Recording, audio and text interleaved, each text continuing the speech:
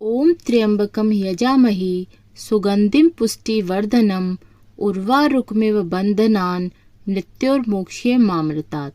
नमस्कार दोस्तों, आपके अपने YouTube चैनल एक्सप्लोरिंग देवस्थानम में आपका स्वागत है। आज हम आपको सावन के सोमवार के व्रत की कथा और उसके महत्व को बताने जा रहे हैं। सोमवार के व्रत को लेकर मान्यता है कि इस व्रत को करने से भगवान शिव अपने भक्तों की मुराद जल्दी पूरी करते हैं। सावन का सोमवार का दिन भगवान शिव को समर्पित है, इसलिए इस दिन भगवान शिव की पूजा और व्रत करने का महत्व और ज़्यादा बढ़ जाता है। यदि आप सावन के सोमवार के व्रत को करते हैं तो आपको सावन के सोमवार की व्रत की कथा को पढ़ना बेहद ज़रूरी है, क्योंकि इसके बिना आपका व्रत अधूरा माना जाता है। आइए जानते हैं सावन के सोमवार की व्रत कथा। देवों के देव महादेव बहुत ही भोले माने जाते हैं, इसलिए उनका नाम भोलेनाथ भी है। पौराणिक मान्यता अनुसार भगवान शंकर को प्रसन्न करने के लिए किसी भी तरह के खास पूजन की विशेष आवश्यकता नहीं होती, क्योंकि कहा जाता है कि वह तो भोले हैं और भक्त के मन से की गई क्षणिक मात्र भक्ति से ही वह प्रसन्न हो जाते हैं। अगर आप भी शिव भक्ति और कृपा पाने के लिए सावन के सोमवार का व्रत करते हैं तो इस कथा से भोलेनाथ को प्रसन्न कर सकते हैं। एक बार किसी एक नगर में एक साहूकार था। उसके घर में धन की कोई कमी नहीं थी, लेकिन कोई संतान न होने के कारण वह बहुत दुखी था। संतान प्राप्ति के लिए वह हर सोमवार को व्रत रखता था और पूरी श्रद्धा के साथ शिव मंदिर जाकर भगवान शिव और माता पार्वती की पूजा करता था। उसकी भक्ति देखकर एक दिन माँ पार्वती प्रसन्न होकर भगवान शिव से साहूकार की मनोकामना पूर्ण करने का निवेदन करती हैं। पार्वती जी के आग्रह पर भगवान शिव ने कहा, हे पार्वती, इस संसार में हर प्राणी को उसके कर्मों का फल मिलता है और जिसके भाग्य में जो होगा उसे भोगना ही पड़ेगा। लेकिन पार्वती जी ने साहूकार की भक्ति देखकर उसकी मनोकामना पूर्ण करने की इच्छा व्यक्त की। माता पार्वती के आग्रह पर शिवजी ने साहूकार को पुत्र प्राप्ति का वरदान तो दिया, लेकिन उन्होंने बताया कि यह बालक 12 वर्ष तक ही जीवित रहेगा।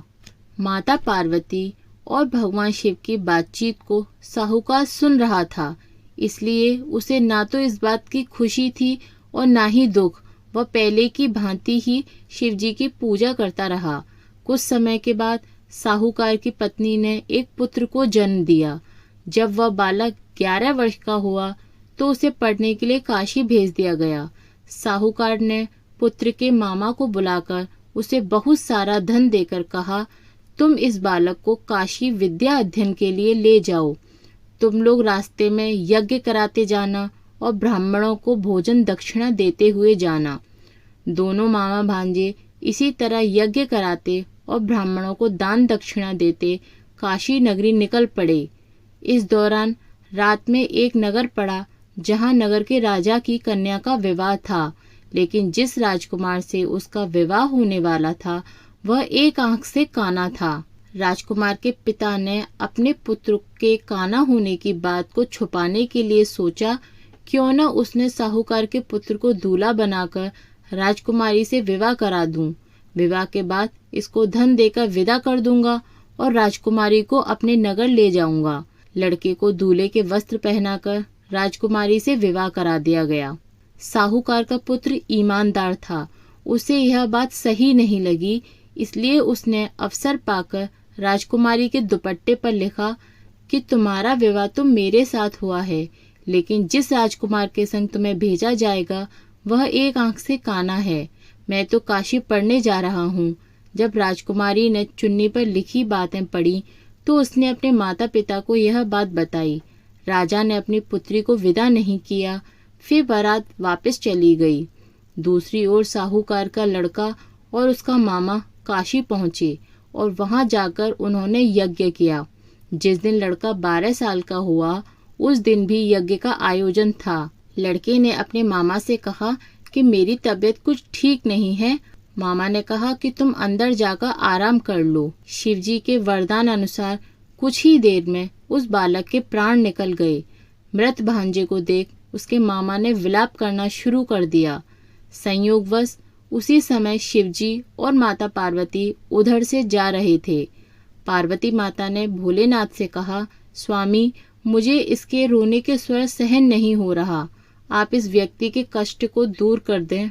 जब शिवजी मृत बालक के समीप गए तो वह बोले कि यह उसी साहूकार का पुत्र है जिसे मैंने 12 वर्ष की आयु वरदान दिया था।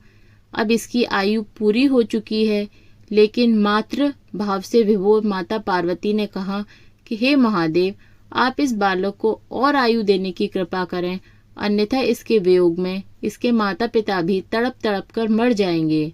माता पार्वती के पुनः आग्रह पर भगवान शिव ने उस लड़के को जीवित होने का वरदान दिया। शिवजी की कृपा से वह लड़का जीवित हो गया। शिक्षा पूरी करके लड़का मामा के साथ अपने नगर को वापस चल दिया। दोनों चलते चलते उसी नगर में पहुंचे जहां उसका विवाह हुआ था। उस नगर में भी उन्होंने यज्ञ का आयोजन किया। उस लड़के के ससुर ने उसे पहचान लिया और महल में ले जाकर उसकी खातिरदारी की और अपनी पुत्री को विवाह कर दिया। इधर साहूकार और उसकी पत्नी भूखे प्यासे रहकर बेटे की प्रतीक्षा कर रहे थे। उन्होंने प्रण कर रखा था कि यदि उन्हें अपने बेटे की मृत्यु का समाचार मिला तो वह भी प्राण त्याग देंगे। परंतु बेटे के जीवित होने का समाचार पाकर वे बेहद प्रसन्न हुए। उसी रात भगवान शिव ने साहूकार के स्वप्न में आकर कहा, हे श्रेष्ठी, मैंने तेरे सावन के सोमवार के व्रत करने और व्रत कथा सुनने से प्रसन्न होकर तेरे पुत्र की लंबी आयु प्रदान की है। इसी प्रकार जो कोई सावन के सोमवार का व्रत करता है और कथा सुनता है और पढ़ता है, उसके सभी दुख दूर होते हैं और सभी मनोकामनाएं पूर्ण होती हैं। बोलो माता पार्वती की जय। बोलो भगवान भोलेनाथ की जय।